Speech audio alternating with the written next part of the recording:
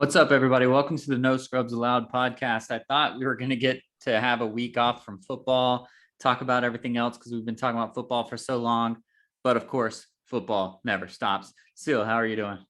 Doesn't matter how I'm doing. I thought about this the other day. You ask me this every week. How are you doing? Well, I am doing as well as you can be before a rebuild. No, I doing good. Do you even count it a rebuild though? Like you just magically won a Super Bowl. Like you've been in rebuild. It's just you had a year of like 2 years of limbo. That's true. We went during our rebuild. We just got a spark, and then now it's back to the rebuild. That's pretty much exactly what happened. No, so of course we have plenty of football stories to talk about. So we're still going to talk about football. I'm wearing my Bucks stuff just because of Tom Brady, because I don't have anything Patriots, because fuck the Patriots. Well, that's what he said too, pretty much. So Yeah, and I don't have anything Tom Brady either, because fuck Tom Brady. Now that he's not on my team, I can say it again, and it feels so good. Um, so, anyways, we'll talk about my team and the Brian Flores story a little bit later. But let's start out with some shout outs, because the week that was a good week, because Rafael Nadal now holds standalone the record, at least for the time being. He has 21 Grand Slams. He won the Australian Open. Djokovic and Federer both have 20. So for a small time, hopefully if he can win the French, he'll have a little bit longer time. He's the GOAT as of right this second. yeah, and his celebration was legendary. Like you could tell he was hungry for it. Something that he's probably wanted for a long time, and just hasn't really been in the grass for him here of late. Like it was always him and Federer going at it, and now with Joker around, it's just it looked like this wasn't ever going to be obtained again by him. Right. And right, he did have it like twice when him and He Federer were had fighting. it. Yeah. I think at 19, he passed Federer. Not 19 years old, obviously, but 19 Yeah. things. So this has to be exciting to be, how old is he now? 38, Yeah. 39, something up there. To know he's on his latter leg, and it's probably a goal that he's had since 19 is to try to get to 21 first. And man, he let it out. For it to be the Australian is even better, because he's only won it one other time back in 2009. So he's gone like just everybody else. Like when you get to the Australian, he's not Rafael Nadal anymore. He's just a regular tennis player. So Yeah, I tried to stay awake. I was awake for the first set and went night night. Nice. I think it started at 4:15. Was when the first sets finally fucking started, because it said 4 o'clock and I was like, hey, I'll be getting home. I can do that. But we got out early and got home at 3, and I'm like, fuck, all right, I can stay awake. I got this. And I stayed awake till about 4:30. And woke up, saw the clip. It's an exciting time, but it also sucks at the same time for tennis too, because there's no young guys coming up and just totally like running rampant on anybody. It's these same like 10 guys. It looks like we're going to be watching women's tennis here for this foreseeable future until we get somebody else to root for. I mean, I'm still rooting for Joker, but it's a reminder that this is definitely its last leg of Nadal and Federer. Well, it's crazy because I woke up and just knew I'm not going to check my phone. I'm not going to check anything. I knew I was going to wake up after it was over. So I go on to ESPN Plus to go find it on demand, right? And I see that it's a 6-hour thing. So I was like, well, I guess they made it to the 5th set. So I just fast forwarded it all the way to the 5th set. So I didn't see the whole him losing the first 2 sets and then coming back and winning the last 2 or the next 2. But I did watch the entire final set, and it was a good set. And Nadal blew it at one point, got broken when he was serving for match, but then he broke Medvedev the very next game, which was huge, obviously, and then he served out and won. So I got to see an exciting last set, and then of course I saw highlights from all the other set. But at one point he was down 0-2 in sets, and then down 3-2 in games. He's serving and he's down 40 love. If you don't follow tennis, you're probably confused at this point. He's down 40 love, and if he would have lost one of those next 3 points, he would have been down 4-2 in the 3rd set, and it's a wrap, basically. Yeah. And this man, at 38 years old, on a hard court where he's not the best, somehow dug in deep, won 5 straight points to win that set, and then never looked back. I mean, that, to me at least, and it's pretty obvious at this point, but that was like the back-breaking game changer. Medvedev never came back from that. And other than Nadal and Djokovic, and now not Federer because he's older, but old time Federer, there is not a person that can do that. Like, and that's what's so crazy.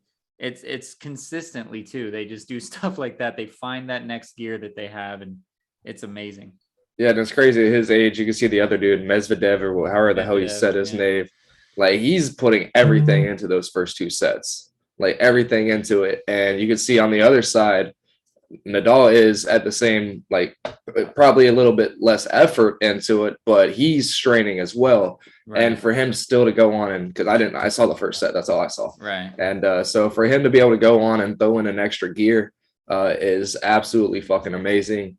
And like you said, that's something you don't see, and we probably won't see again. And for these two guys to have done it as consistently as they have, it's absolutely insane. Yeah, I think that's the difference between Federer and Djokovic and Nadal. Is Federer never was challenged.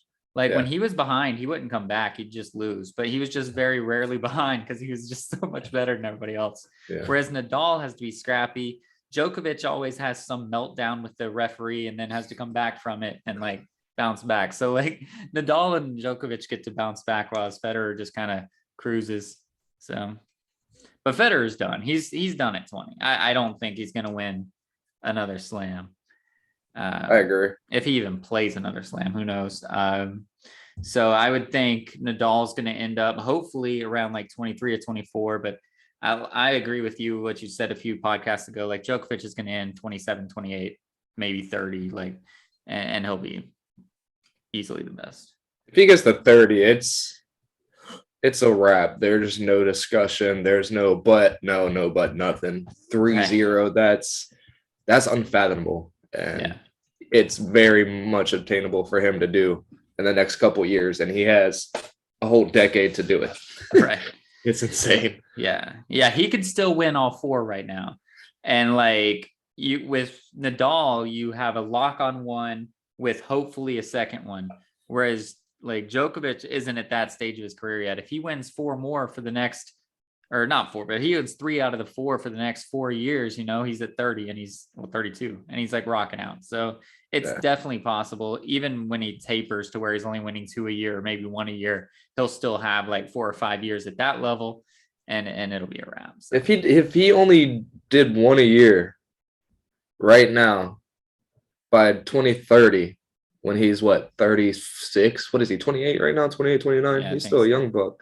So when he's like 36, 37, where he's getting up to he's probably our age. Federer and Nadal, you think? I don't know, but I think so.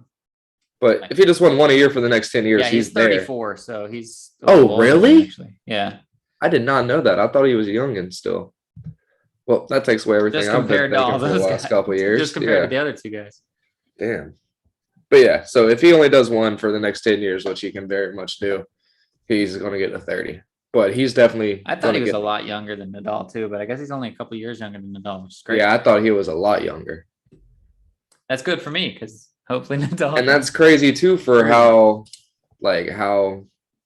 impactful he was in such a short time to be able to get to their number without the longevity of them two. Yeah, even though he must have started later in his career being good. Yeah. Huh. He must have been like, I swear to you guys, I'm just as good as these two. Give me a damn chance. Sign me. We don't know. We can't even say your name. Yeah, so right. Just give me a chance. No, you're not Federer or Nadal. Go sign with Puma.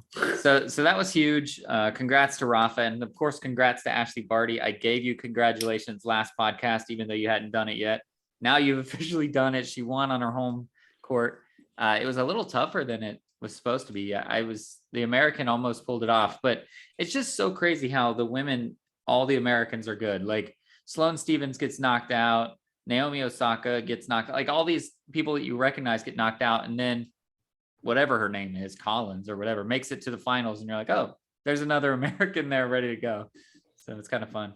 Yeah, it's great. It's women's tennis is where it's at. It seems like for sure when it comes, not even just Americans, just as a whole intriguing sporting event. The matches are a lot better. They're a lot more fun to watch. And like you said, 9 times out of 10 in the finals, we're going to have one of our own. in there in the end. So yeah, I'm loving women's tennis. I've watched more women's tennis in the last 5 months than I have in my whole lifetime. I used to love me some Sharapova. Hiya. But yeah, Nadal is getting to that stage now where he just grunts. He's annoying. At 4:00 in the morning, he is very much annoying. But yeah, Ashley Barty is that girl, dude. She is ridiculously good. So Australia will have a champion for a little while. So before we move on to all the football headlines, that's what's going to dominate this thing. But I wanted to talk about today for you guys listening, if you're listening when it comes out, the All-Star reserves are going to be named. The starters have already been named for the NBA. I don't think we covered them here, but you guys know what they are. The reserves are going to be named. Are you expecting, first of all, Jared Allen? So he got voted so high as the fans, but do you think that now the coaches and media and stuff are going to go ahead and put him in? Front court is usually pretty tough to get into. Yeah, he's going to get in for sure, 1,000%. But also for you, so Jared Allen's getting in. There's no way he can't get in. He's just been an absolute stud. And there's not much on the East right now. Like there's just not many big men. Yeah, the three. Let me think real quick. Starters are pretty much Giannis. Katie's injured. Yeah, there's not too many big men right now in the league, especially at center in the East. Let me think again. Yeah, all right. Yeah, I'm good at saying that. I'm just always thinking, if we were famous, how am I going to fuck up this time? But yeah, Jared Allen's a lock. But I've been thinking about you guys. You guys could have 3 motherfuckers in there. Well, if Wiggins wasn't a starter, Aiden is getting some love. Yeah, of course. But so who are the other front court players? It's LeBron and Jokic. LeBron and Jokic are the starters, yeah. And Wiggins. But they need to just say what Jokic did the last couple of games. He just needs to not be a starter. He needs to not be an all-star. He damn sure almost shouldn't even be a starter in the NBA right now with how he's not carrying that team who very much needs him to. He's over it, bro. Have you watched the Nuggets game? They're on tonight. I watched the last one and I went and looked at the stats and I was like, what is going on? And he had a triple-double, but he does not. It just doesn't look. Bro. Yeah, it just does not look. He catches it at the top of the key and he just kind of, all right, there you go. You can have it. Shoot if you want. He just does not look into it. So they need to rip his fucking starting everything. Starter on the team, starter in the All-Stars. I do too, but damn it, that is sad. And you shouldn't. That's your job, bro. I think he's over it because he did so well last year to win it. But anyway, so those are the 3 starters. So who else? AD is gonna make it probably. And you get AD, Draymond's probably gonna get in there since they're doing good this year. So maybe Ayton, just because we're 73-9 or whatever, 47-9 or whatever we are. So what other big men are there that are good? Gobert will probably make it. Gobert for sure. That's the risk because the 3 starter or the 3 backups, depending on AD with his health issues, I think Gobert and Draymond are probably locks. So then if AD's a lock, then one of the wild cards would have to be Ayton, but the wild card is already going to be reserved for either Luka, Chris Paul, or Devin Booker, because all 3 of those dudes are making it. So one of those is going to be a wild. I don't think Ayton's going to make it, and I hope he's pissed about it, and I hope he comes out in the second half and just dominates. Yeah, that'd be dope. But that'd be great, and it's definitely it can happen. But yeah, there's just so many in the West right now, dude. Like it's so stacked. It's so stacked. It's crazy. But I definitely think Luka, CP3, and Booker will all make it on the guard side. So then you just have 4 forwards that'll make it, or 4 big men that'll make it. So maybe Ayton will get in there. Did you watch the post game last night? A book?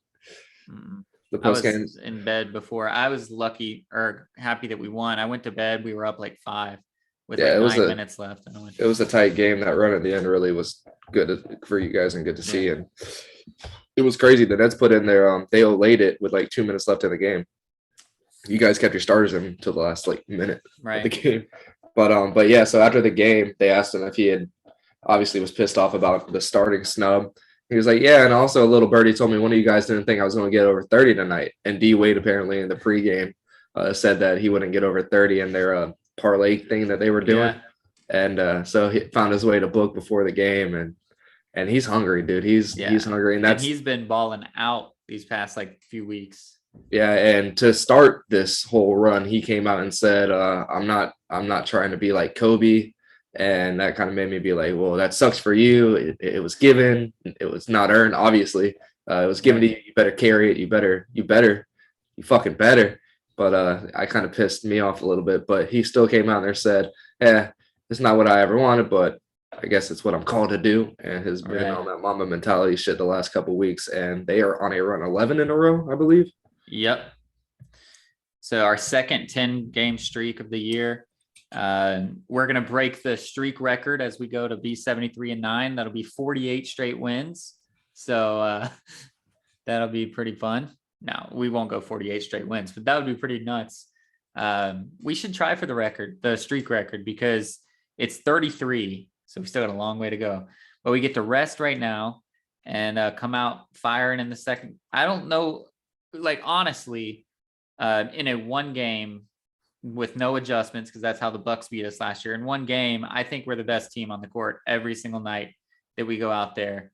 Hopefully Monty has fixed the whole 7-game series issues that we had against the Bucks. But and a one night winner take all kind of game, I would take us against anybody. And that's not just me as a fan, but just the talent that's out there on the court. And are you cool with, before Jay Crowder got hurt, he was coming off the bench primarily. Now that he's not injured, he started last night. Are you okay with him starting again? Or I like Cam more. Like I understand what Jay brings to the table. He's a better defender. He's got the tenacity, but Cam used to just be a shooter. He came out of college just a shooter, but now he can put the ball on the floor. Now he can play.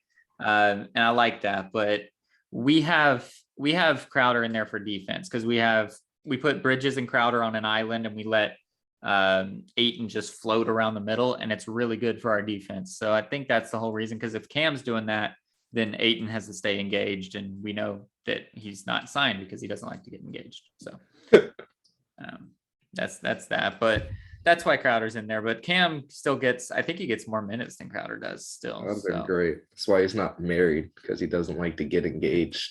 I know. I thought about that, but I don't know his relationship status. So I'm not that tight with DeAndre Ayton. But one cool thing, my first beer. One cool thing I wanted to talk about. Did you see that the Rising Stars Challenge now has G League players? There's 4 G League Ignite players, and that's awesome, dude. That's the true Rising Stars, man. I love it. It's going to be some sort of play-in tournament and shit too. There's 4 teams. It's going to be awesome. They do. I think they do just like schoolyard picking, the same way the actual All-Star game does, but they do it behind closed doors and they just pick. So they'll have the 4 captains. They'll pick. I think 1 G League player has to be on each team. And they're going to go through, and it's like a tournament style, and I'm excited about it. Yeah, I really like it. Hopefully this is the play-in tournament that they were hitting towards the last couple of years. If it's some sort of with actual, if this is some real shit that they want to do, and this is just kind of the guinea pig for it, I'll be a little pissed off. If they want to make it some pickup style type shit like this, right, we might be interested in watching you take a little 10-day hiatus on the real basketball, and let's get a little play-in tournament like a little Drew League type tournament. Yeah, that'd be fun to see until the first person tears a Achilles or something they'll go bad. hard in that shit. Somebody's gonna fuck their Achilles or ACL, MCL, some type shit where it's gonna be months, and then they're gonna be like, "I'm not doing it." So you're gonna have all the Zach LaVine's Alpha Wish app type shit in the play-in tournament here. They should partner up with Ice Cube or whatever and get a 3v3 tournament. That'd be sick. Just because you just have like Booker, Paul, and Ayton going out there against Morant, Triple J, and whoever else. That'd be dope. That'd be awesome. That'd be dope as hell. Yeah, that'd be really cool. But yeah, I'm excited for it. It's a nice little spin, and I guess they heard All-Star Weekend's really starting to get a little boring and dragged out in the NBA. The fucking 3-point contest last year was more exciting than the dunk contest, only because Steph was in it. Right. And so they're starting to learn, and they're hearing the fans, and I like it. I appreciate it, and I just hope it works out. And I hope it works out in the way that one of these G League players are going to be able to show their shit and see like, hey, you're getting all these 10-day contracts and shit from some of these guys off the street. Remember, y'all got a league right here underneath you that has ballers as well. Yeah. No, I'm excited about that. I I've tried to watch a few more G League games than I ever have, which is like one. So it's pretty easy to do. But on ESPN Plus, they are on there. So it's kind of cool to see. But the G League schedule is so weird because like one team will play like 3 games in a week, but then one team won't play any. So you're like, what's going on? I don't really understand how it works. I can't pick a favorite. I don't know who the Suns G League team is. It's probably just called the Suns or something. But I couldn't find. I looked up the scheduling, and I think I know who the Suns are. But because they're the like Cavs G League Northern team is in Arizona Canton or something. But they were 0-0, and the Pacers were like 7-1, and I'm like, what? Why are we 0-0? What's going on? That's weird. Yeah, it could have that's been a really COVID weird thing too. Who knows? But true. Yeah, the Cavs team is in Canton, so we can go see the Hall of Fame and check out a basketball game at the same time. Go see Taco. Yeah, is he still playing? Is he still getting some time? Yeah. Yeah, because I watched you guys and he wasn't on the team. Sad day. Really? Or like he didn't play, or I didn't see him or anything like that. Because he was still down on the 2-way thing where he never. Maybe he was called up for a couple games. Anyway, so let's move on. The last thing I want to talk about, it's not real big news right now because next month is when it's going to be big news. But World Cup qualifiers, USA is right there. USA is right there. So we're in second right now, but we have 3 games left, and it's 3 hard games against the teams that are trying to beat us for the playoffs. So next month we play Mexico at Mexico, Costa Rica at Costa Rica, and Panama at Panama to close this thing out. And we are like 1 point ahead of Mexico, 2 points ahead of Panama, and 4 points ahead of Costa Rica. So we need to win those games to qualify for World Cup. 4 years ago, it was devastating, man. When we lost, Trinidad and Tobago fucking made it in over us. We can't have that happen this year. We just can't. Yeah, we came out with our heads in our asses, and what we've had 2 so far, right? 2 or 3, and we look really good. The last one. Well, we lost to Canada, but we looked better than them. I forgot. We played today against Honduras and smoked them, but that was obvious. Yeah, but we look a lot better. We look a lot more hungry. We're not just going through it like it's qualifiers. We're going through it like there's a fucking reason for it. So yeah, I'm really excited, and I like our odds. I like our chances of getting in. I don't know that we'll win all 3, and I don't know particularly that we need to win all 3 to get in. It depends. Like it's so like we don't need to beat Mexico, but like we're in second right now. The top 3 automatically qualify, and the 4th has to go through a playoff, like a play-in tournament thing to try to qualify. So like we control our own destiny, but it's more of who we beat, because I think Costa Rica plays Panama tonight. I haven't seen what the score was. So like whichever team lost that game, we could stand to lose to. So like it's just mathematics, and it's based on, but we need to win 2 probably. Yeah, I don't know that we'll particularly win all 3, but I like our shots of getting in. And if we get at least 5 points out of 3 games, so 1 win and 2 ties or better, then I think we'll make it. Yeah, and we might make a little bit of noise, but I still don't think the men's side has any sort of real viable chance of holding the cup up there at the end. No, not even close, I don't think. Mexico is playing Panama right now, and they're tied. Is Belicious playing for us? Yeah, he came off the bench today and scored a goal. But he will be playing for us next month when it counts the most. So he got called up, and Chelsea was like, yo, if this dude gets hurt playing against Honduras, we're about to have a fight. So he came off the bench. But against Mexico, they'll probably make him play. Can we get some good guys who aren't like that good to where they kind of can't do too much because they're making $100 million a fucking year? And can we get some guys who are making like $20 million and La Liga is the best guy, and they're not really worried about it too much? Well, we have a few of those guys. We have some guys on Barcelona. We have some guys at like Newcastle and things like that are lower tier. But yeah, I mean, Pulisic is doing his thing. Martin just got signed to Arsenal, so he's going to be doing his thing. Eddie's Martin, good shit. Yeah. No, the goalie, the U.S. national team goalie. So he's going to be our goalie. I don't know if he's going to be a backup or a starter, but I would think a starter because our guy's leaving. But yeah, so the U.S. is definitely getting better, but we're not on the Germany, Belgium, Italy stage yet. So soon. Let's just keep doing better. One day. Yeah, one day. We're a young country compared to those countries. We've only been around for 300 years, so you got to give us a chance. Yeah. All right, so we buried the lead enough. The football is what people pretty much come here for. The GOAT has retired officially on Instagram, at least. And like I called it, not called it, but I said it looked like it was coming.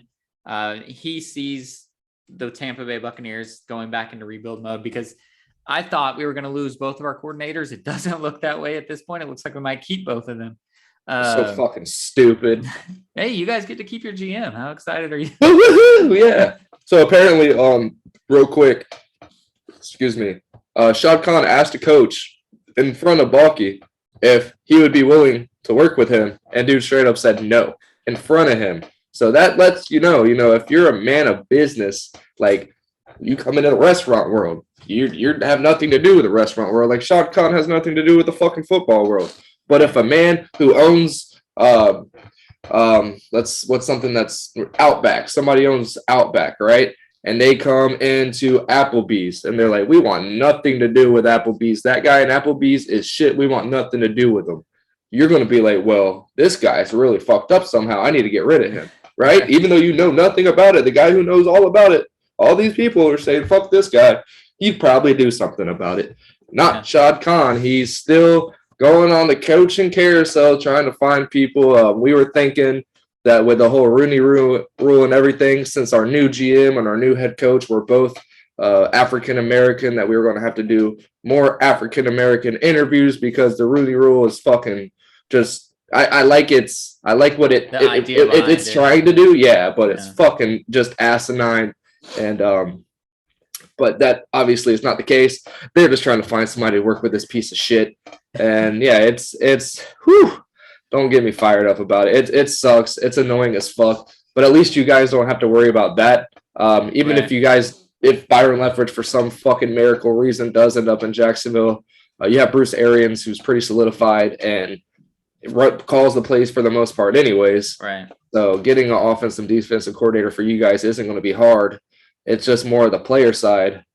We're fucked in Northeast Florida. Yeah, that's true. Like we're gonna lose a lot of people because we can't sign everybody. Fournette's probably gonna be gone.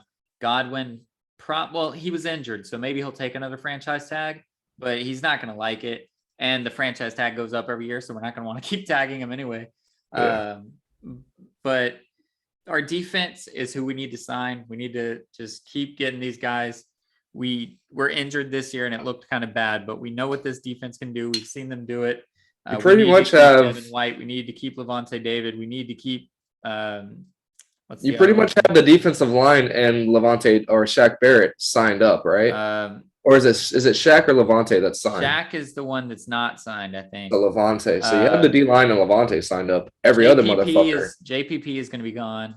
But I mean, we have Vita Vea. We have Vita Vea's backup, so we can even shift to a 4-3 if we need to and throw both of those big dudes in there.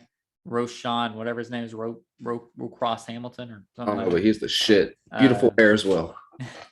But yeah, so we have a lot of great Roaches. Oh man, I know his name, but it's like a hyphenated name. Anyways, so we have the defense. We need to just keep them locked up. And Trask is on like a development period. He was inactive literally all 17 games.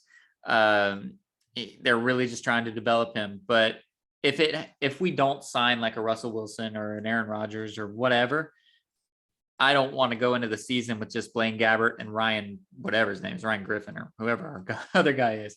So I hope that the Kyle Trask development process starts to move a little faster, but I'm happy that he got to have a year to just sit with Tom Brady, not even have to worry about playing. I'm sure that upset him, but all he had to worry about was learning because they said, you're the fourth QB.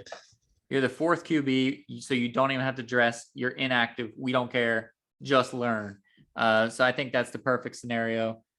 for him, as long as he took it seriously and learned. I think he'll be ahead of the curve with a lot of these other rookies that had to get thrown to the wolves, so to speak, and just play. Yeah, it's a perfect scenario and a perfect guy for it. Somebody who's always been in the backup, just kind of learning, but always having to be available at the same time. So for them to have that recognition and let it be known, like, yo, listen, you're not dressing, like you said, you don't have to do shit. You don't have to be available. I just need you to get ready for this NFL. And I think Kyle Trask is going to have a really good career as a starting quarterback in this league. And he's going to have some good weapons. Gronk's gone, obviously, but he's still going to have some really good weapons to throw to that normally quarterbacks don't have right off rip coming into the NFL. So I'm excited for him if that is their choice. But man, there's like 5 or 6 quarterbacks that are going to be on this quarterback carousel again this year. I think they'll try for any of those, but if not, then we'll just kind of draft a half rebuild and see what Trask can do. Yeah, I'm excited for Trask. He's got a good chance at it, and he's already going into his NFL career as a Super Bowl champion. So, right. And we actually have like a line that can block for him as long as everybody comes back. We literally just drafted a tackle that became an All-Pro. We have Jensen, who is a sometimes All-Pro, almost All-Pro. He'll be an All-Pro replacement when it was the Bengals. Well, not the Bengals, but if there was an offensive lineman that made the Super Bowl, he's right there. So we have 2 linemen that can block for this dude, and that's 2 fits is better than no fits, like some teams out there. So I'm excited for that. Yeah, like us. That's why we're fucking projected to get a tackle with a 1st overall pick now. It's fucking stupid. So you're just gonna reach and grab like the 4th best player, even though you're the number That's one what everybody player. says. Yeah, that's what all the experts. Damn. I hate this time of year. I can smell Mel Kiper's fucking gel and hairspray in his hair. It's that time. I hate That's it. true. It's the worst time of year. Like, especially after last year with him talking all this shit. Kyle Pitts could be doing this. And Jay Glazer came out literally saying, like, everybody and their fucking mom in the NFL knew Kyle Pitts was going to Atlanta. Yeah. And Mel Kiper's just talking his shit just to keep making more money. It's annoying as fuck. I can't stand the guy. He does have like a weird arrogance about him. Yeah. He just talks with. Jay Glazer just needs to buy bigger suits, but he's at least fun to listen to.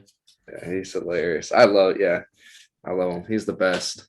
So getting back to Tom Brady, I guess we've been talking about bad offensive linemen now. But getting back to Tom Brady, he didn't get to end on the note that he wanted to against the Rams, but he did what he could do. We talked about it. He still led the drive. The game should have been game tying drive. He had a beautiful touchdown. He was attacking Jalen Ramsey, which is something you don't ask for from most quarterbacks. He had a game where at a slow start was exactly Brady. Like, it started just like Brady always starts, and it finished with him doing oh my God, can he seriously do this again? And he did it. And then the defense let him down. But what do you think of the way he got out and like ended his career? Do you think he should have ended it last year? Do you think he should have stayed a little bit longer? Or do you think this is the time? Just take it. He definitely could have had one more year. And I feel like they could have had good chances if he would have stayed. Everybody would have took a vet minimum. Everybody and their mom would have took $2 million just to keep the same people and bring in more pieces. I think Gronk is done after this year. I think that was a big thing to do with it. Gronk isn't going to play another down ever. He's just too beat up, man. We thought this when he came to Tampa, and he showed that, all right, he is really fucking beat up, but at least he still has 5 plays a game.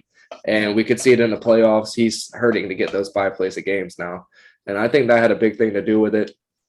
But he could have came back and he could have done it again. It's fucking Tom Brady. But for him to go out, winning a Super Bowl last year with a brand new team and going in this year with all the injuries they had, all the COVID bullshit that was going on, and he still had the most touchdowns and passing yards on all the quarterbacks in the NFL. To go out like that, that's very TB12-esque. And I think that's something that he'll be proud of going out like, I didn't win a Super Bowl, but just show me the stats. Who was the best quarterback that year? Oh, yeah, it was me. And he damn well to win the MVP still. Yeah, and he damn well could walk out with the MVP as well. So, I don't think he's mad at it. He's just pissed off at that Jeff guy and Adam Schefter for blowing the load a little early. Right. Yeah, that's the nature of the business. It's our business, but we suck at it. But That's just the nature of the beast. And I almost wanted to think it was an intentional leak so that he could be like, fuck Adam Schefter, I'm staying one more year. But that's not the way it worked out. Anyway, but to his legacy, we don't really even have to quote unquote talk about his legacy. Everybody knows he's the greatest of all time. But what will you remember Tom Brady as when you're like telling your grandkids one day and they're asking you about Michael Jordan and they're asking you about Tom Brady and they're asking you about Tiger Woods? What are you going to tell them about Tom Brady when they ask you? Unfortunately for me as a Jags fan, it's going to be 2017 when the refs gifted him a Super Bowl to lose. It should have been us in there beating Nick Foles, not him losing to Nick Foles, but the refs took that one over, and purely because it's Tom Brady, and that was something that was earned.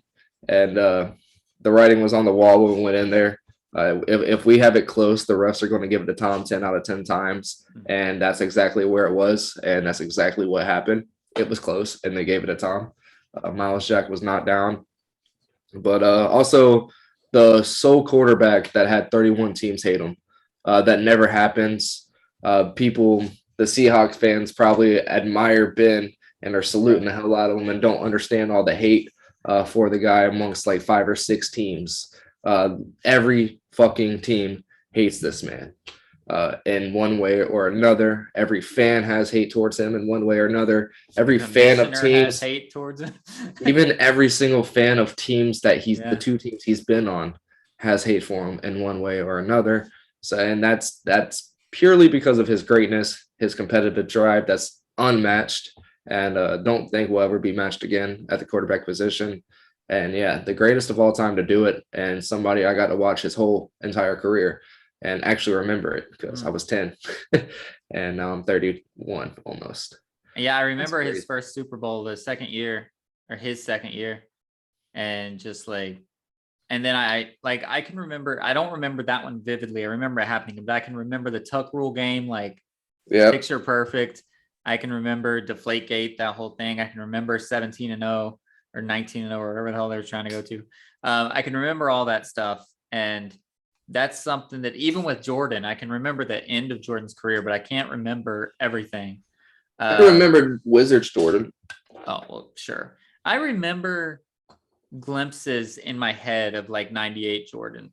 And it's probably because I've seen so many like Last Dance and all that other shit, but I know that my dad watched him religiously, so I can kind of like be like, I think I was there watching that. Tiger Woods, I remember pretty much most of his career. Yeah. It's just like Tom Brady is, you said it great, like the guy that everyone hated, and he was completely fine with everyone hating him. He wasn't like arrogant and out there, but he never tried to apologize for anything. If he got fiery on the sidelines and was yelling at his offensive line or whatever, like he didn't care. But it's also funny because Jay Cutler did that shit, right? Like he always yelled at his teammates and people called him like a little crybaby and whatever. And Tom Brady did the exact same thing, and it was fire, it was passion, it was him gonna try to win. So whatever it was about the Tom Brady persona that he had, people knew looking at him that he was going to win, and no matter what it took, he was going to win. He wasn't just yelling because he was angry. He was yelling because something was wrong and he knows the answer to it. And that's why he's like giving it to you guys. And we'll never be privy to his halftimes, but whatever he did at halftime, he's the best to do it. And obviously a lot of that has to do with Bill Belichick as well. But every one of his Patriots Super Bowls, he didn't even score a touchdown in the first quarter of any of them. He was down at halftime, I think, on all of them except one, and I think he was tied to one of them. And he always comes out in the second half and just blows teams away like 40-3 or something, kind of second halves. Yeah. And like that's, so whatever it was in those locker rooms, he's the most competitive, and he's able to get all 52 other guys to be just as competitive as him when it counts, and that's huge. Yep, that 2017 AFC Championship game, we were winning 14-0, I think. And we got the ball on like the 40-yard line with like 50-something seconds left. And we didn't try to get 3. We didn't do nothing. We ran the ball and knelt the ball, and I was like, we're going to lose. That fucked us. And sure as shit, ended up losing 28-23, I think. And some fuck shit And it's something that is undoubtedly the best quarterback of all time. There was no up by enough against any Tom Brady team. It didn't fucking matter. Like, he was just too fucking good. He's the one quarterback that if you're up 3 with like 2 minutes left, driving down, you still feel like you need a touchdown. Because you're like, if we get a field goal, he's going to come down and beat us. Yeah. We got to get a touchdown. And like, that's nuts. So let's move on from Tom Brady to something that's a little more sad. I mean, obviously Tom Brady retiring is sad for some people, but more stories of racism and preferential treatment and stuff in football. And it's been that way literally forever. Because everybody is still old white people except for Khan, I guess. And Brian Flores has officially filed a class action lawsuit against the NFL. And as of right now, 3 teams. I guess he only named those 3 teams. It was the Giants, the Broncos, and the Dolphins for bad hiring practices. There's two stories of this. So there's the bad hiring practices using a Rooney Rule for like a checkbox, which is obvious that does happen. And we knew it was going to happen. But then the other side of this is incentivizing tanking. And obviously that's a thing. When I first saw that headline, I was like, well, duh. Like, of course they incentivize tanking. Like, why wouldn't they? Yeah. I was like, the 76ers, and I'm sure did. We see that Hugh Jackson came out and said the Browns did that. But like, as it's starting to unfold, like Stephen A. Jackson said, let me that money. I know Hugh Jackson was like, yeah, they paid me. I've lost everything. Yeah, 3 times I lost money. 3 times I lost money. And but Stephen A., who, it's funny because I hate listening to Stephen A. The persona he's turned into is the most annoying to me. Just absolutely, it's a caricature. It's gotten worse over the years. But when there's a serious topic that comes out, whether it be the not Bubba Watson, who's the Bubba Wallace, the NASCAR Bubba Wallace. Whether it's him, whether it's this story here, when Steve Nash got hired in Brooklyn, when he locks in and gets focused and doesn't do his angry ranting, I love listening to him. So I made sure to listen to him this morning. And when he was talking about the incentivizing losing, I don't believe it's against the rules. I don't believe it's anything like that, but that is the definition of not having integrity for the sport. And so that hit me because I was literally just like, I don't give a fuck. Like, if you want to lose. Like, the players and the coaches aren't going to lose, and that's all there is to it. Yeah. But I understand now. I don't know why it's a part of the lawsuit. I think they should, just my personal preference, I think they should separate the race from that thing because that's 2 different things. But I understand now why it's such a big deal and why they want those texts and they want all that stuff as well. But what do you think of this lawsuit in general, notwithstanding Brian Flores as part of it, but just the actual, like, do you think something's going to happen? We saw this with Kaepernick. We saw this with other stuff. How can you get into that room full of old white people and make change? Do you think you have to wait for these things to eventually go on sale? Yeah, younger people buy the teams and then it starts to change? Like, we've tried, we've done our best, we've done a lot. We've brought a lot of people. Thank you, my baby. I love you so much. She bared me. But we've done a lot as a voice of fans. We've done a lot as coaches. We've done a lot as some of the owners coming out, and we've got people out that when it's come to light with stuff. But it seems only when it comes to light with name, right? Mm-hmm. An organization comes out, blase, okay. The owner did this, gotta go. The coach said this, has to go. So this lawsuit pertaining to an interview and all that stuff, is it going to help in the bigger picture? I personally, unfortunately, do not think it is.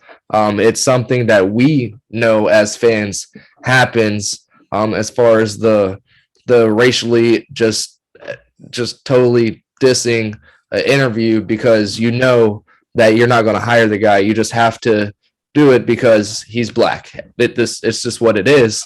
But and I also understand that the organization may know that they're not going to hire this guy at the start of the interview process, that they know who they want. But because even if it is, they want Byron Leftwich, they have to go and interview Brian Flores, knowing that that's not going to be the guy. And yeah, Brian Flores is going to take offense to it, knowing it's because he's black that he's there. And so that's also on the NFL.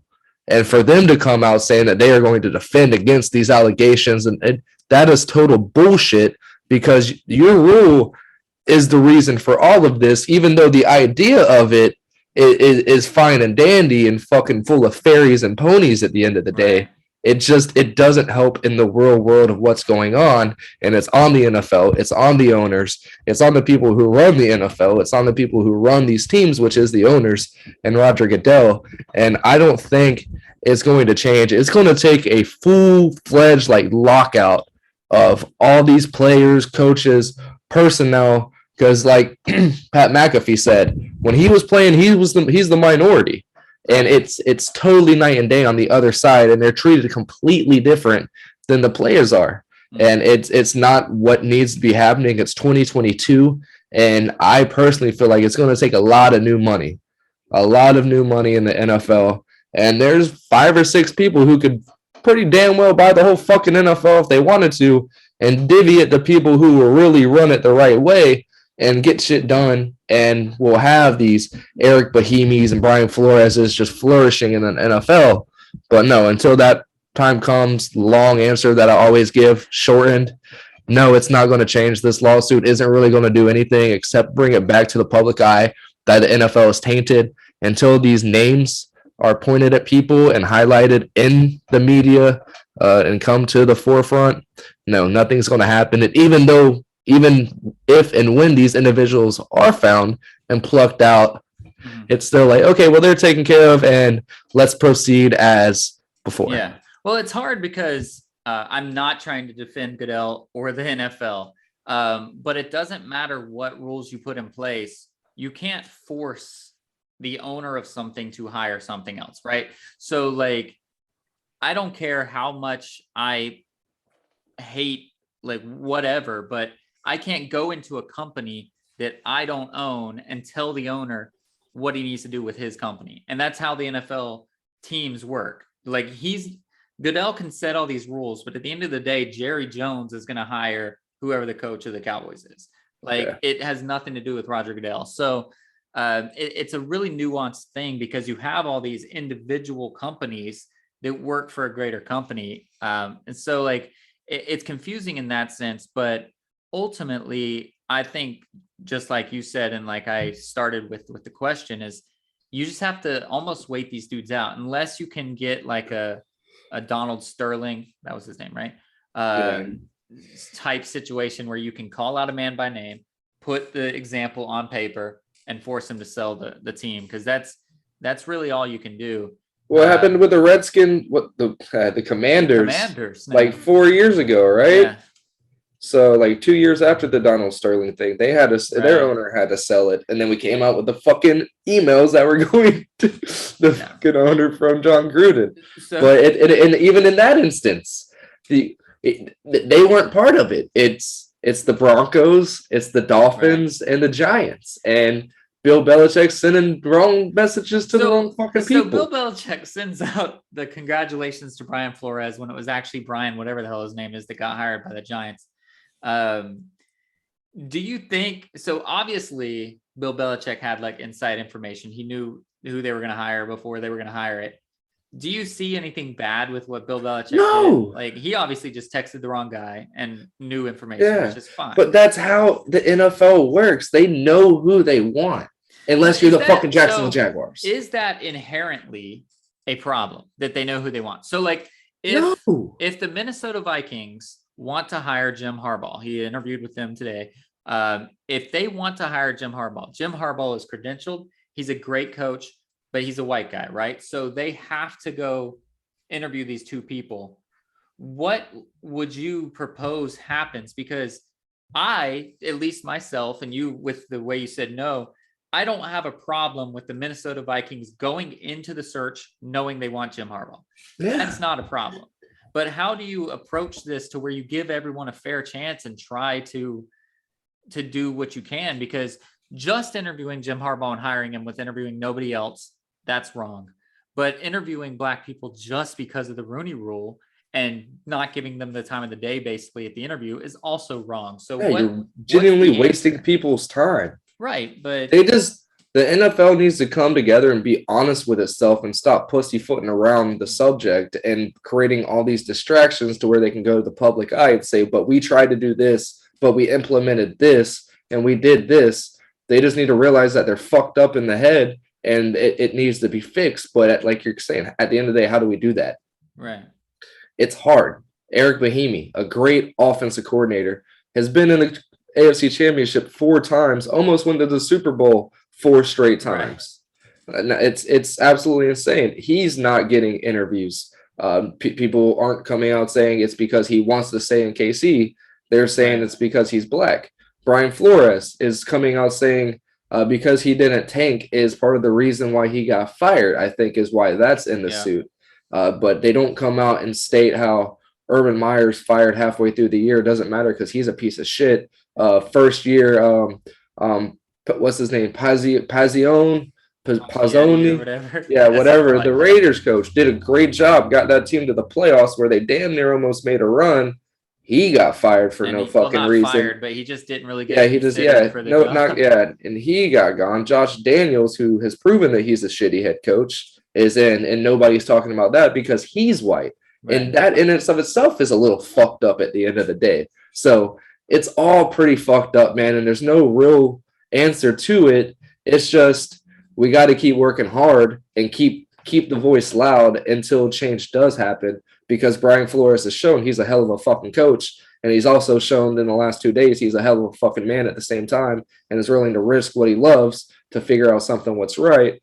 But I just think it's going to get thrown on the back burner. And the lawsuit's going to get dealt with quietly, and we're not going to really see anything come of it except for the fact that Brian Flores probably won't be a head coach again, and he probably won't be a coordinator in the NFL for a long time, unless it is a Shad Khan or one of these you can't even say group leads because John Elway and Peyton Manning they're trying to buy the Broncos, and you don't even know if these guys are going to have enough say to help with the change either, because a lot of it is old white money in the NFL. Right. And so until we get these Jeff Bezos and these Elon Musk and these new monies and these YouTubers with millions of dollars in and buying these new teams with the right mindset, I don't want to say the new mindset, the right mindset, then it's going to be really hard for this to happen. And we're going to continue to have these stories come out. And it sucks, man. It really does. But yeah, I think we both can agree they shot themselves in the foot with the Rooney Rule, even though it is a good idea. It really fucks you at the end of the day because it really puts a black cloud on these coaches who are knowingly going in with their time being wasted. Right. So I think, and this is all going to be on just, you have to trust in the integrity of the owners, which we know is a tall task. But I think they should be forced to, after the hiring process is over, after they've made their decision, they should be forced to reveal their interview notes to people.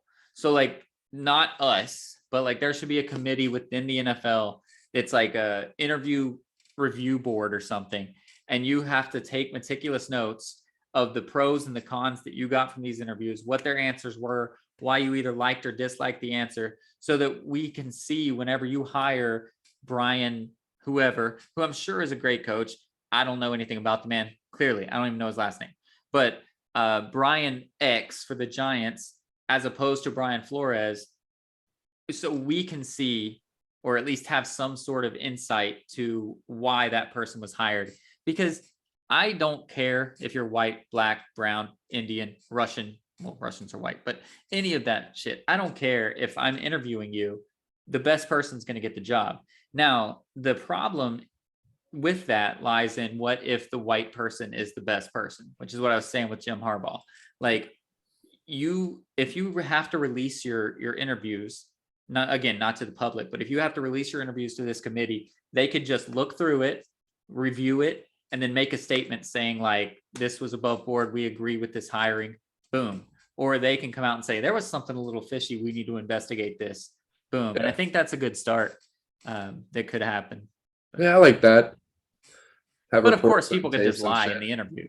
Like the owners could just write down whatever they want. But you just have to trust a little bit. And I think it would start to get the ball rolling until. Yeah, that's why I like record them and document on like what you thought about the interview, and then when you hire on your hiring process. Right. Because for the most part, most teams only interview 2-3 guys. Right. 4 at most, and 1 or 2 of them were getting second interviews. Mm-hmm. So that's not a lot of extra work on the part of the teams. So yeah, right. I like that. That's a good little, get a little insight on it, little reasoning why, instead of just, all right, we interviewed them. Yeah. All right, bye. Yeah.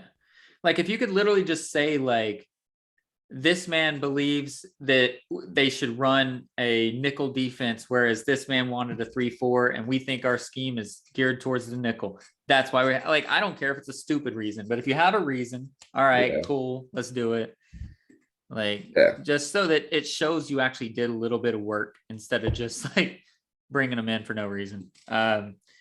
So moving on from here. So let's take the whole race thing out of it. Let's take all the topic out of it.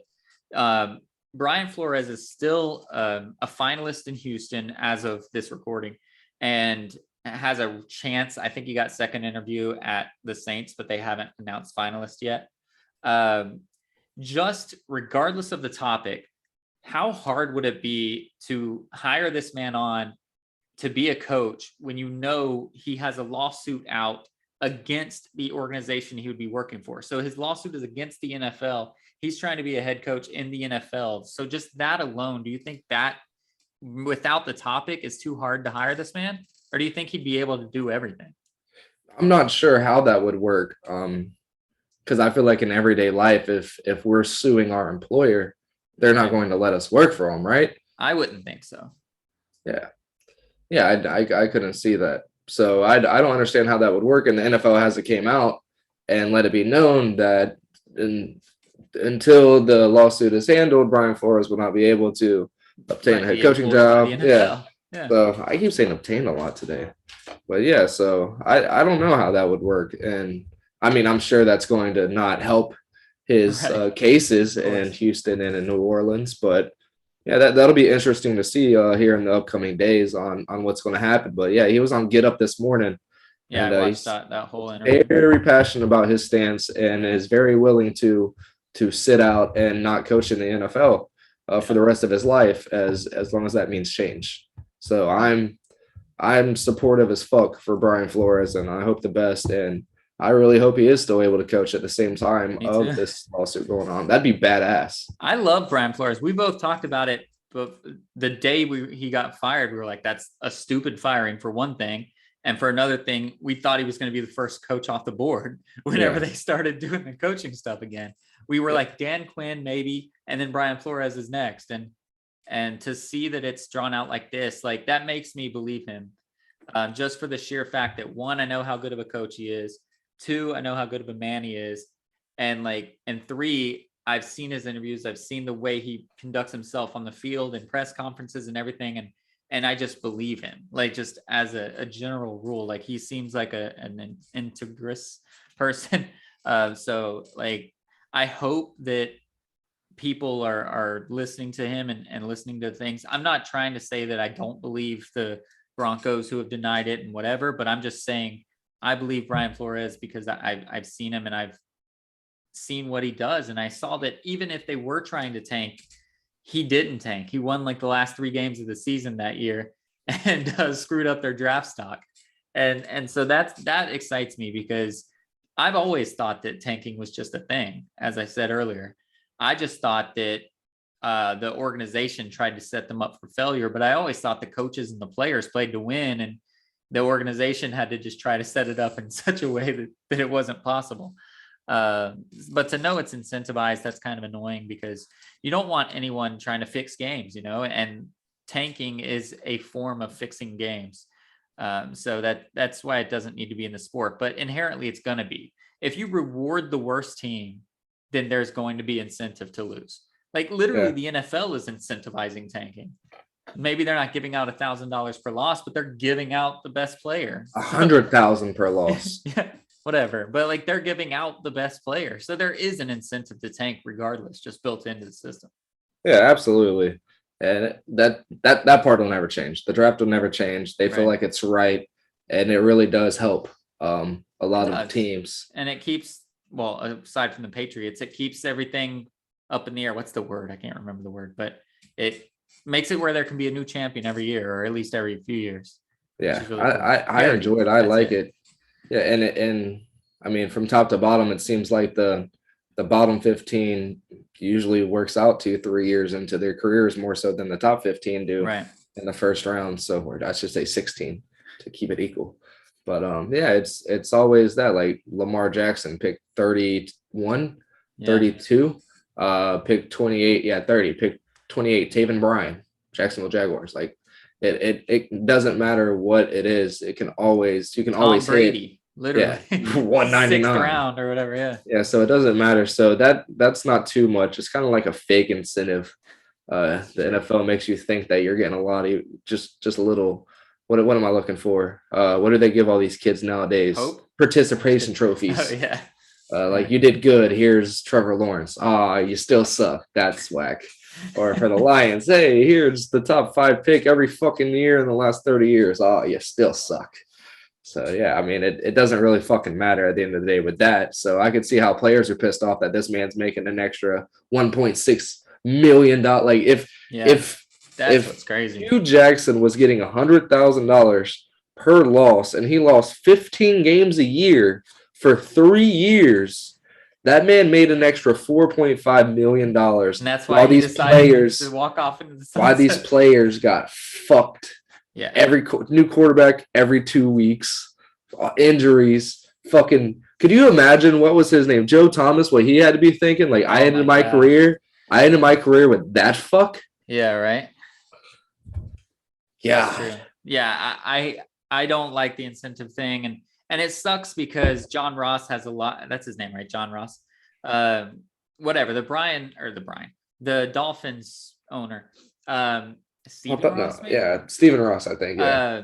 He has a huge list of credentials as far as like he has like some diversity council. He obviously hired Brian Flores. He's hired many minority coaches and staff and stuff in his past, but it doesn't matter if you're like messing with the integrity of the sport. So that's why there's 2 sides to this lawsuit. And I almost wish it was 2 different lawsuits, but can't be because it's Brian Flores' story.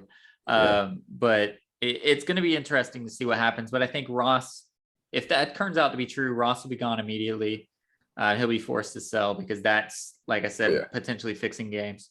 The Broncos, I don't think anything's going to happen to them. Dude, you just show up to an interview drunk, like nobody gives a fuck. It's your interview.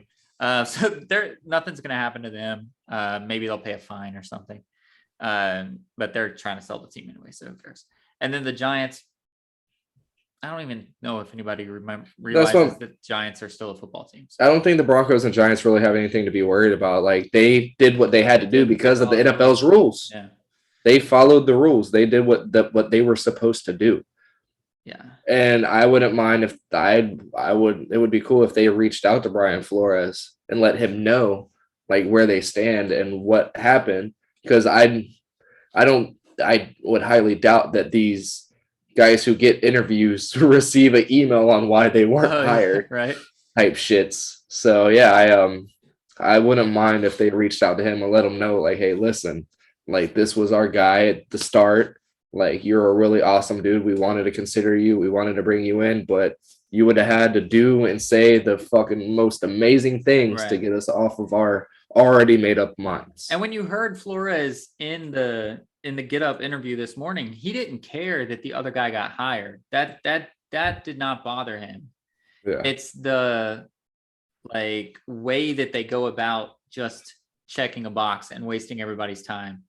And then the Broncos wasted his time by being an hour and a half late or whatever, and not wanting to listen and not asking you real questions and blah, blah, blah. Like, that's what Brian Flores is mad about. He's not mad about them hiring the other guy. So yeah, if they could come out, like you said, and just kind of clear the air with him, not as like a defense mechanism to try to get off the lawsuit or anything like that, but just to be honest and real with him. I don't think he would be as mad at them as he is at the rule and at just the institutional just shit show that is the NFL that we have known for years now. Yeah, I don't want to put words in his mouth, but I don't think he's too upset at the organizations and themselves. I can see him being a little pissed off at the Broncos on how they did handle it at the end of the day. But like we said, it's not really their faults that they have to slate these interviews. Right. So he really should put his whole energy into the NFL as a whole and not on the Giants and the Broncos. Yeah, the Giants, they could have. Was it dumb what they did? Absolutely.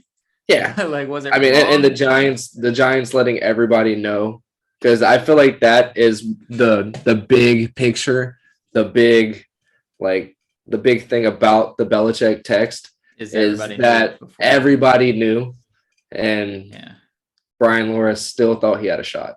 Right. That's the fucked up thing. So yeah, did they both fuck up? Yeah. Could in both instances, could he feel like, yo, fuck these teams? Absolutely. But is it their fault at the end of the day? No. Not solely their fault. Yeah. They have fault. Absolutely. Oh yeah, absolutely. Yeah, they are at fault, but they didn't ask for this shit. Right. They handled it wrong, absolutely, but they didn't ask for all this bullshit. For sure. All right. Well, I think that's pretty much it. That's what we'll leave it on. But was there anything else that we missed? I don't think so. We talked about pretty much everything. So not really. I did kind of want to talk about Kevin Porter Jr. Slicing and dicing on the Cavs, doing work. I don't know what he ended up with. They won, but whenever we came in here to record, he was shooting an efficient 4 for 6 from the field, 0 for 2 from 3, or no, 2 for 3 from 3. Some crazy shit. 6 assists, just really doing his little CP3 thing out there.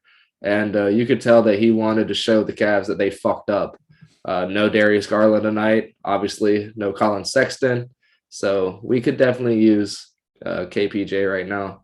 And it sucks because with all this stuff going on and everybody in the mental health, and he did have problems in the offseason before last year in his own personal life. He did come in throwing a temper tantrum about Taurean Prince getting his locker, which I came out saying the day that it happened, we recorded. I agree.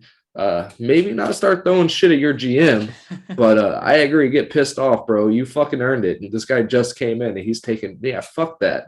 But the team shouldn't have just threw him out the door the way they did. I feel like they could have handled it a little bit better. And in a day and age where all these prima donnas are getting all these extra special treatments, and for them just to kind of throw him away like that. And Houston came in, threw him in the G League for the rest of the season last year, and more of a mental break. He's definitely capable to be in every single game of the NBA. And he's coming out. That team is young and hot in Houston, and he's going to be a big piece of that for a while until he gets traded away like they do all their talent. So, yeah, I'm excited for him, but it sucks, man. It really does to see somebody who's really good and see your team, your organization handle it so shitty. And it's just a sour taste.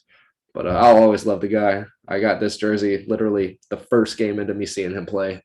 I was excited they had it on the website. And it was weird. I wore a guy's jersey watching a game, and he was on the other team. And I was kind of rooting for him at the same time. I don't think that's ever happened for me. And it was really, really cool to see. And it sucks at the same time. Yeah, that's never happened for me, I don't think, because when I see Kelly Oubre and shit, I'm like, yeah, you suck. Get out of here. Well, Steve Nash on Dallas versus Suns, that had to happen a couple times. I was still pretty young because I was 2004 or something like that. And you had a Nash jersey, so. Well, I didn't have a Nash jersey when he was on Dallas. That's true. I was saying the Suns jersey, right? Huh? Like you were never watching the Suns play Dallas and your Nash jersey rooting for the Mavs Nash? He was already back on the Suns before I got his jersey. Okay. But Lakers Nash, I mean, I cheered for him a little bit, but he was always on the sideline icing his back. I do cheer for the Nets sometimes just because of him, but fuck Harden. So if they trade Harden, I'll start cheer for him again. Hey, he's apparently not going to get traded. He's not going to get traded. Apparently they came out saying he will not be traded. Damn. But so right when that happened, somebody in his came out saying that he will test free agency for like the first time ever.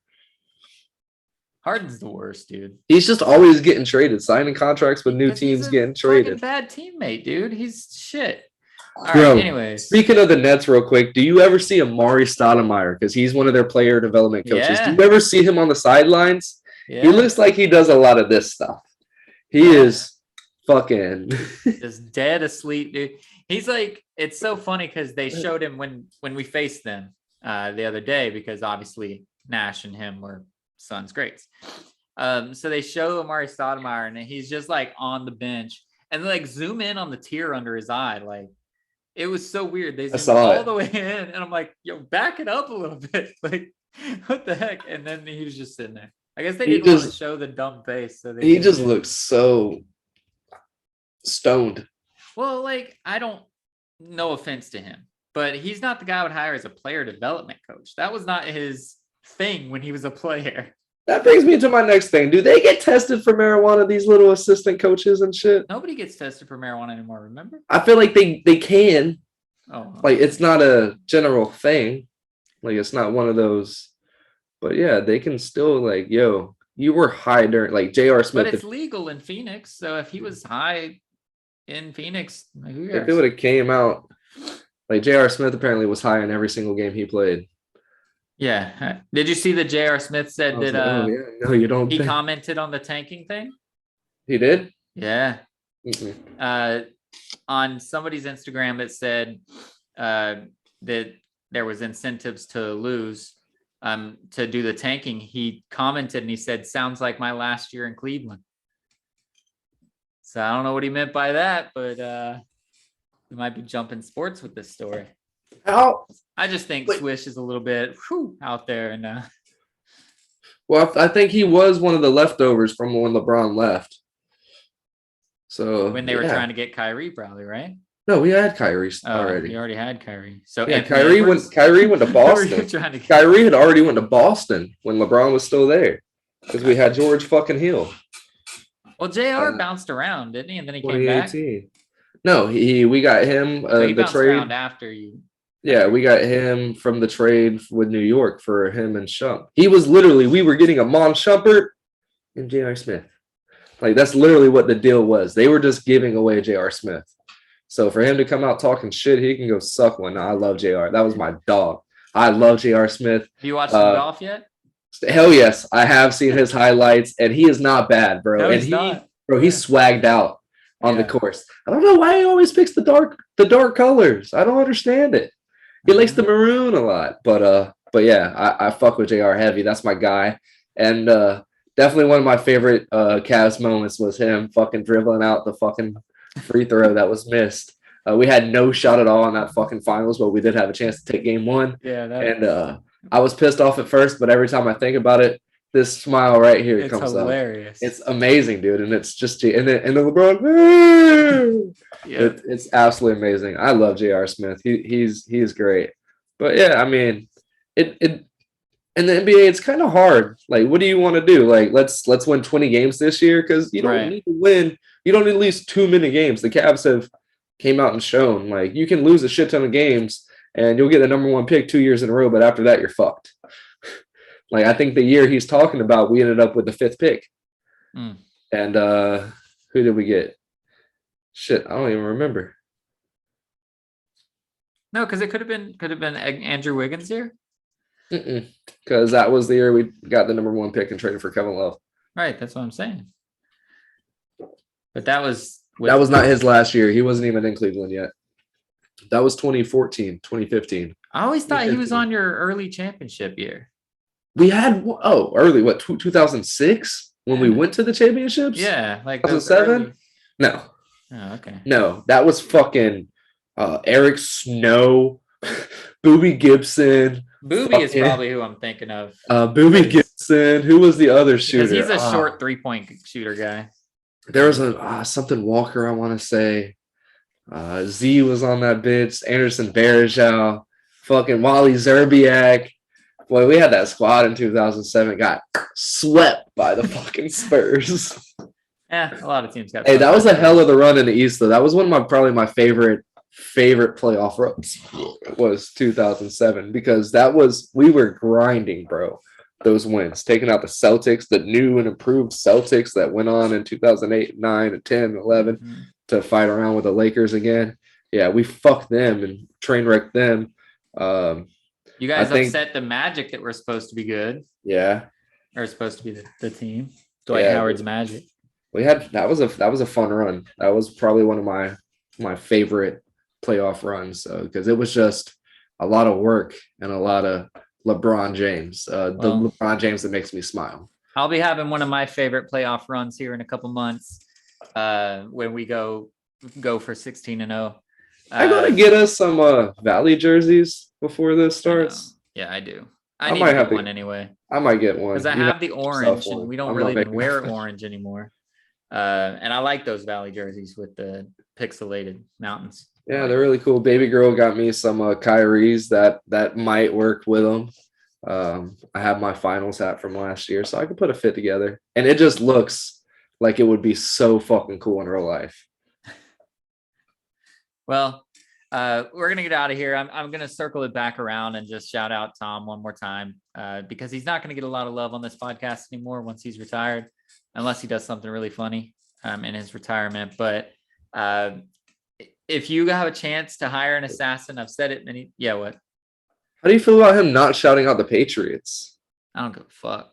Okay. Like, whatever, man. Everybody knows he burned all the bridges with the Patriots. He didn't care. He was pissed off, but he probably made a secondary post for them or some shit. Who knows? He waited like 2 hours and said, "Thank you, Patriots fans." Yeah. I don't know. I don't think he likes Boston at all.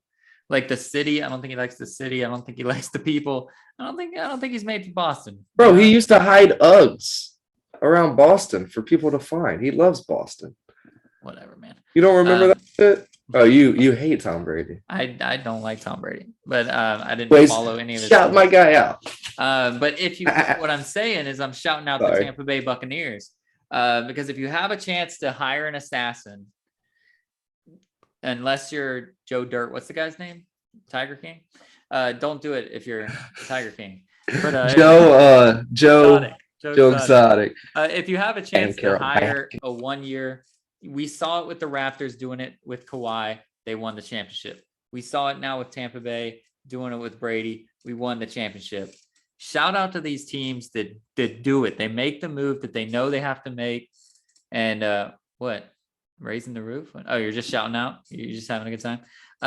So shout out to those guys. If you are already in a rebuild, take the risk, man. It's worth the risk every single time. We're going to see it in baseball when somebody goes and just reaches for Mike Trout and just steals him out of nowhere for $8 billion and then wins a ship with him. Shout out to the little man there with his little dino shirt on. So you got something to say? No. And crazy. So be like those teams. Be like Tom Brady and just chase rings for a couple of years and win some things. And as always, be a stud, not a scrub.